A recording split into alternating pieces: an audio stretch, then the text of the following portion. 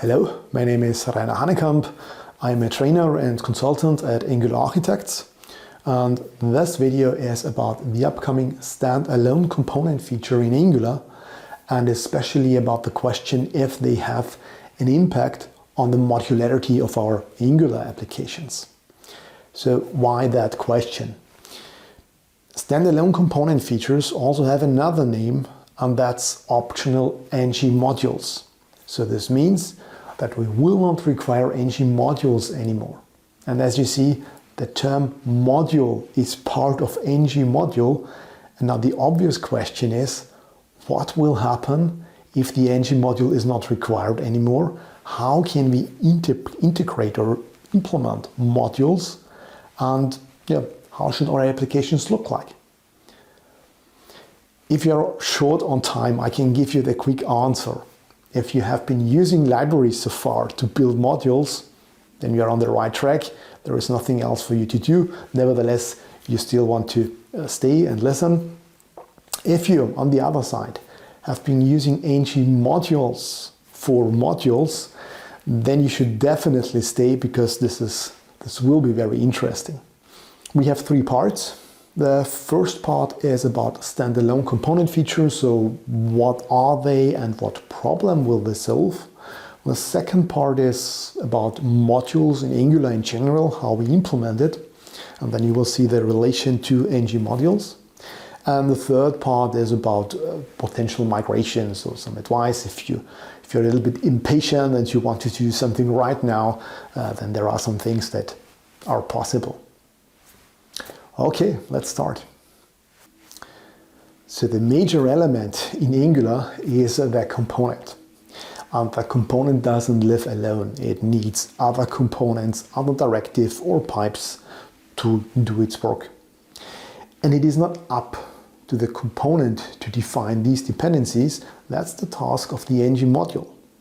Now, every component belongs to an NgModule. We say the NgModule is declaring that component, and also inside of the NgModule, it needs to provide or import all the dependencies that its components require. Now, for example, if we have a component that needs the directive form group, then it is up to the NgModule that declares our component to import the reactive forms module. That's the way how it works. And of course, an NgModule quite often doesn't have a single component, but multiple ones. So it is a little bit problematic if you want to fetch a single component and you want to find out what dependencies only this component has, because you always see the dependencies for the whole group that the NgModule has. Next to services, next to pipes, directives and components, we have the services.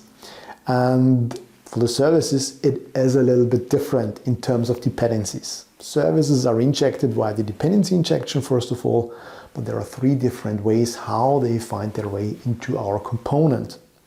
The first option is that the component provides the service for itself. This is possible. The component has a decorator, of course, and inside of the decorator we have the property that provides services. It is possible, but we don't see it that often.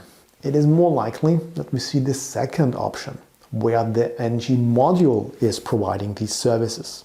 So this is not done via the import property, but via the provider property.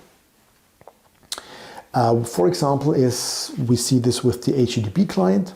So we are importing the HTTP client module in our app module, and then every component, directive, etc., they do have access to the HTTP client. That's the way how it works. And then we have a third option, and that's the recommended one, because it's the one that the Angular CLI is generating when we are creating a new service. And that's the provided in root option. So the service provides itself in the root scope. This means the service doesn't actually require an NgModule anymore. It's just there and is available for every component.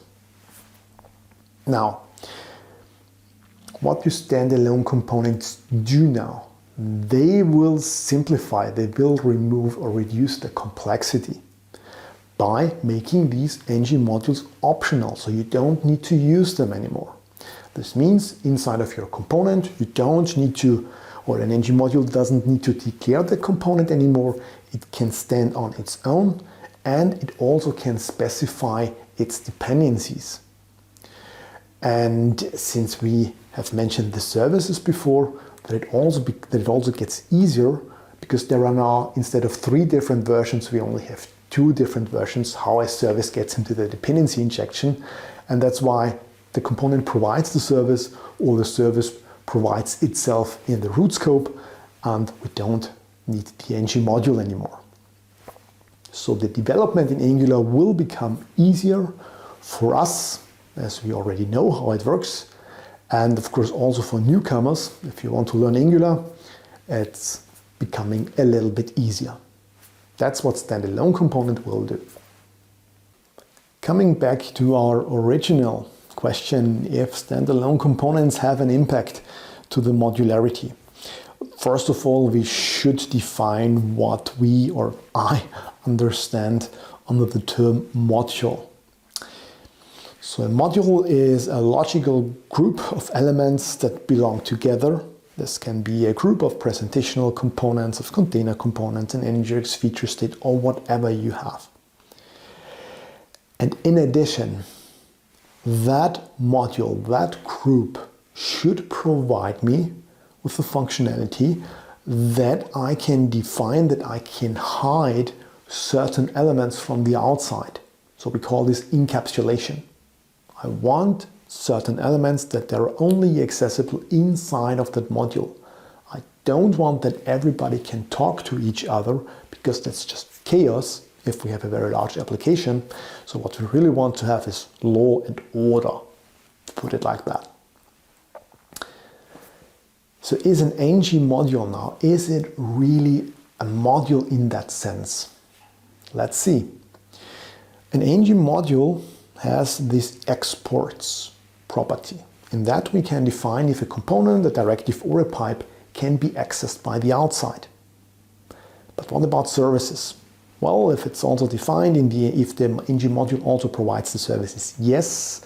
But as I said before, there is also the option that the service has to provide it in root, so it doesn't even exist inside of the NgModule, and there is no way how the NgModule can do anything with that service.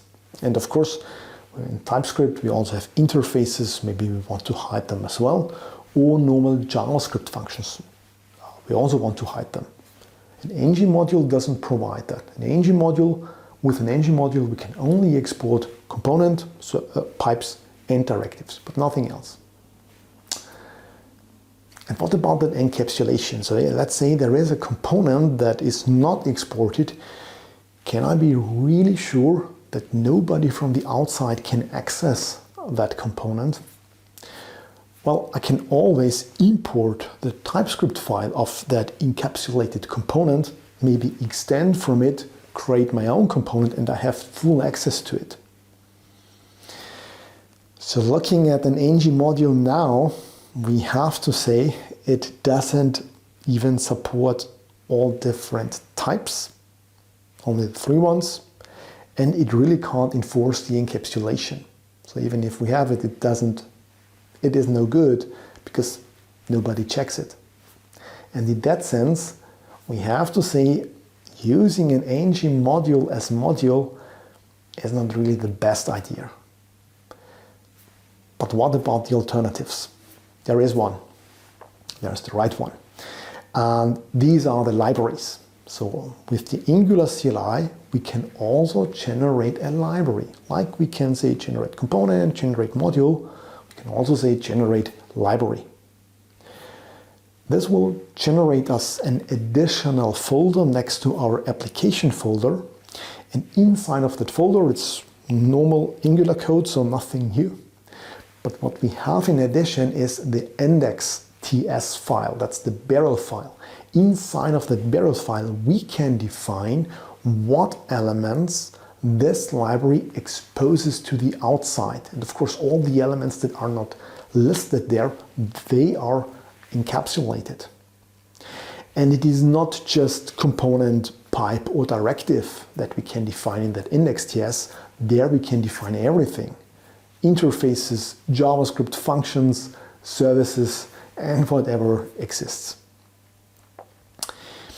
So what about enforcing that encapsulation?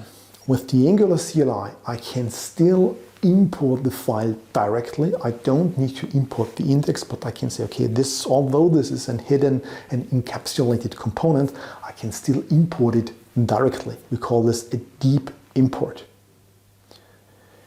And this is now the time where NX steps in. NX is an extension to the Angular CLI, and for our purpose, it comes with two linting rules that are very valuable. The first one is the one for deep imports.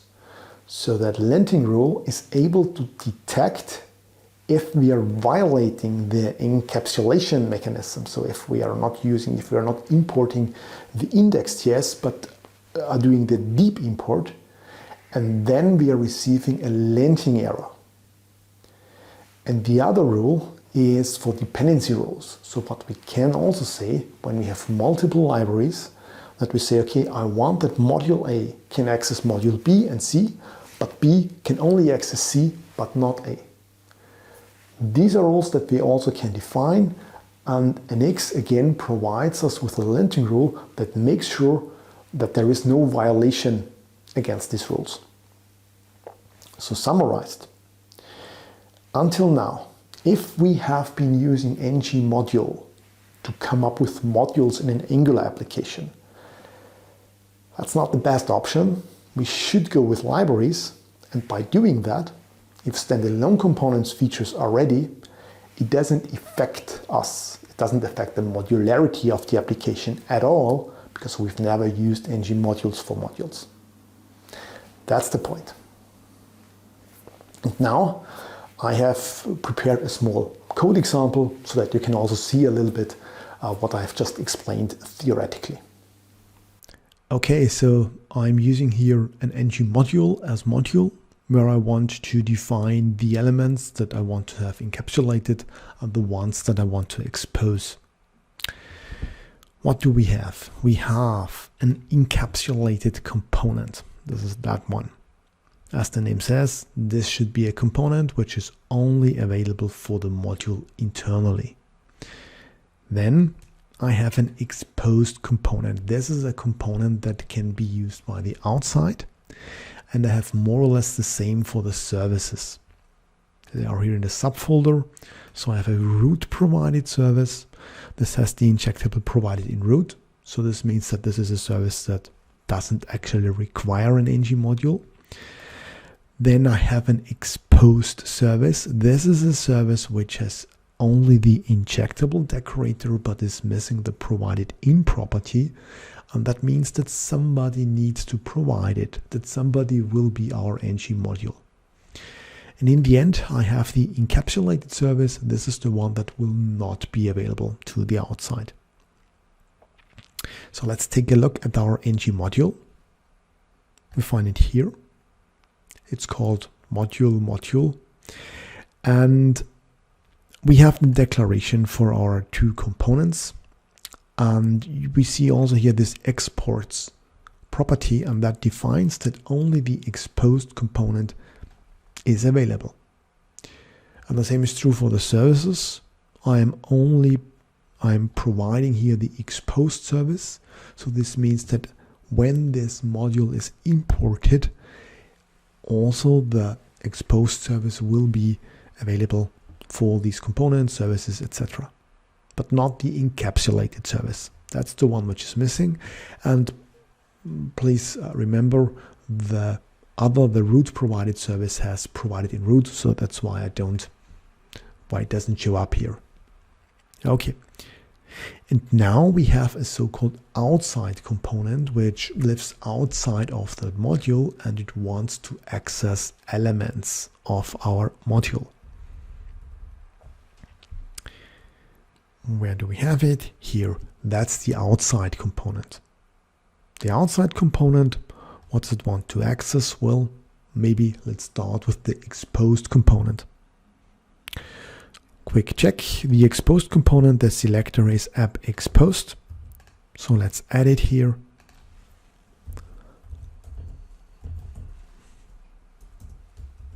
Okay, shouldn't be a particular problem.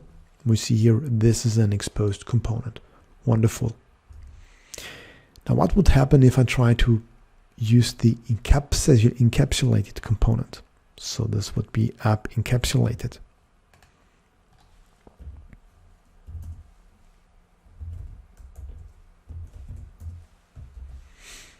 Well, we get immediately a compilation error because that's what we just defined. We said the encapsulated component is not available for the outside component. Nevertheless, there are some tricks, but before we talk about that, let's quickly cover the services. We have 3 different services, so we can inject them. We have the root provided service that will be available. We have the exposed service, that one should also be available. And then we have the encapsulated service, which should not be available. Let's see what happens. Yeah, we see that we're getting an error message telling us that that encapsulated service has a problem. If we just remove that one, we see that the dependency injection just works right. So the only problem is the encapsulated service. Now we can very easily solve that. The only thing that I need to do, I have access to the class itself. The only thing that I need to do that I just come up with my own providers inside of my components, and I say I want to get access to that encapsulated service. Then if I save it, reload it, everything works. So this is a very easy way how I can violate the encapsulation, at least for the services. And now let's take a look what it means if we want to do the same thing for a component. The principle is the same. I have already prepared a so-called stolen component. This is exactly what it will do. It will just steal the encapsulated component. We create a class, we extend from the encapsulated component. Again, we can import it, but now it becomes a little bit hacky because we also need to have access to the template URL. We need to know the template URL, otherwise it will not be possible. So we have here some kind of protection, but not a full protection. There is also a possibility to use libraries instead. I have already the same project, which is created with the libraries that come with the normal Angular CLI. It looks like this. We have our app, we have a library, it's the lib1. This library contains the same elements that we have already seen before. And in addition, we have now next to the lib1, next to the NgModule actually, so we still require the NgModule, but we also have the public API or the index.ts. And in this file, we have now a central location where we can define the elements that we want to expose. And we are not limited to a component, pipe, or directive, but to everything. So we have here also the services listed, and we could, if we want, also add the entity or the JavaScript function, the TypeScript interface, etc. And now the goal or the way how it should work is that everybody from the outside who wants to use this library imports only from this public API. That's the rule. And everything which is not included in this public API file is not available. The problem is we still can violate these rules. We still have here, we have here the outside component. We see already how it looks like. The exposed service and the root provided service, they are importing from lib1 directly. So the lib1 references exactly our public API. That's the way how it should be. But for the encapsulated service, there is an exception, because for the encapsulated service, we are using the so-called deep imports that I mentioned before. But nobody is telling us that we shouldn't do this. So if this code gets committed, and our reviewers don't see the deep import, then we have a violation and nobody is aware of that. There is no protection from that. But this changes when we are applying NX or NX. So again, the same project, but this time created with NX. There are some small differences. For example, the applications have their own folder and the libraries also have their own folder. And the other difference is that the public API is here really called index.ts. So again, this is the normal index.ts. We define things that we need to expose. Of course, we also need to expose the NgModule. Standalone components are not ready yet. That's why we still have to use NgModules. Nevertheless, if we go to our application, to the outside component, then we will see that it's not possible that we do a deep import anymore, because we are now getting a linting error. And that's it. So combined with libraries and VNX linting rules, we can come up with a module that fulfills all the requirements that we want to have. Okay, and the last part is about the migration. Is there something that you can already do? Should you do something? It depends. If you have time, and if you, or for example, if you say you have a very large application and you want to start as early as possible, then there is something that you can do, and this is applying the SCAM pattern. This is a pattern that already existed before standalone component features were announced, and it's very easy to explain. You just have to make sure that every NgModule that you have, that it only contains a single component and nothing more. When you have that and standalone components will be released, then it is very easy to come up with a script that just removes the NgModule, and of course before it removes it, it just takes the imports, the services that are maybe provided there, move them to the component, because then it's clear to which component these dependencies belong to, and then you're more or less done. But only, as I said before, if you really have the need to, it is up to you. And that's it. Two last things. Of course, standalone component features, they will make NgModules optional. They will not remove them. So if you say you have a lot of NgModules in your applications and you can't get rid of them for whatever reasons, you no need to panic. It's not going to go away. They will stay for quite some time, because for the Angular team, backwards compatibility is very important. So you don't have to expect any breaking changes there. And the other point is that Manfred Steyer has written an article about the same topic. Turned out that we didn't talk to each other. He released already some weeks ago. I was quite surprised. Nevertheless, the good thing is we came up to the same conclusion. So if you want to have another perspective, please read his article as well. Yeah, and that's it. Thanks for watching, of course. Please subscribe to my channel. If you have any comments, any questions, don't hesitate. Just ask. Thanks again, and see you next time. Goodbye.